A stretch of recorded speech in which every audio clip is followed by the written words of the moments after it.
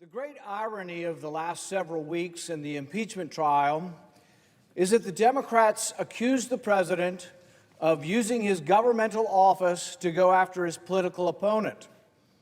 The irony is they then used the impeachment process to go after their political opponent. In fact, as you look at the way it unfolded, they admitted as much. As the impeachment proceedings unfolded, they said, we didn't have time for witnesses. We had to get it done before Christmas because we wanted it done and ready to go for the election. We had to get it done. The entire process needed to be completed before the election. They didn't have time for the process. They didn't have time for due process. They didn't have time for the president to call his own witnesses or cross-examine their witnesses. The great irony is they did exactly what they accused the president of. They used the government and the government's process to go after their political opponent. What is the evidence that it is partisan? They didn't convince one Republican. Not one elected Republican decided that any of their arguments were valid or that the president should be impeached. They made it into a sham. They made it into a political process because they didn't like the results of the election. When did this start? Did the impeachment start with a phone call to the Ukrainian president? No, the impeachment and the attacks on the president started 6 months before he was elected. We had something truly devastating to our republic happen. We had, for the first time in our history, a secret court decide to investigate a campaign. At the time, when those of us who criticized this secret court for spying on the Trump campaign, they said, oh, it's just a conspiracy theory. None of this is happening. There's no there. But now that we've investigated it, guess what?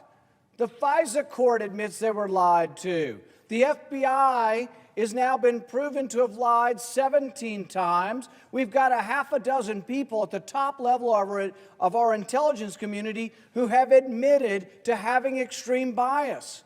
You got Peter Strzok and Lisa Page talking about taking down the president, having an insurance policy against him succeeding and becoming the president. You got McCabe, you've got Comey, you got Clapper. You remember James Clapper, the one who came to the Senate and when asked by Senator Wyden, are you gathering information from Americans by the millions and storing it on government computers? James Clapper said no. He lied to Congress. Nobody chose to impeach him, but he lied to Congress and committed a felony. Is he in jail? No, he's making millions of dollars as a contributor on television now, using and peddling his national security influence for dollars after having committed a felony and lying to us. These are the people who plotted to bring the president down. These are the people who continue to plot to bring the president down. Before all of this started, though, I was a critic of the secret courts. I was a critic of FISA. I was a critic of them abusing American civil liberties. I was a critic of them invading our privacy, recording the length of our phone calls, who we talk to, sometimes recording conversations. All of this done supposedly to go after terrorists, but Americans by the millions are caught up in this web. But now for the first time, it's not just American civil liberties that are being abused by our intelligence agencies, it's an entire presidential campaign. And it could go either way. This is why you want to limit power.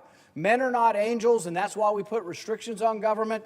We need more restrictions now. We can't allow secret courts to investigate campaigns. This started before the election. It went on for the last 3 years through the Mueller investigation. They thought they had the president dead to rights, and they'd bring him down through this investigation. So initially, the spying didn't work. The Mueller investigation didn't work. They went seamlessly into the impeachment. The question for the American public is now, will they go on? Are they going to immediately start up hearings again in the House that'll be partisan hearings again? I suspect they will. They've had their day in the sun and they loved it, and I think they're going to keep doing it time and time and time. We will make America great again.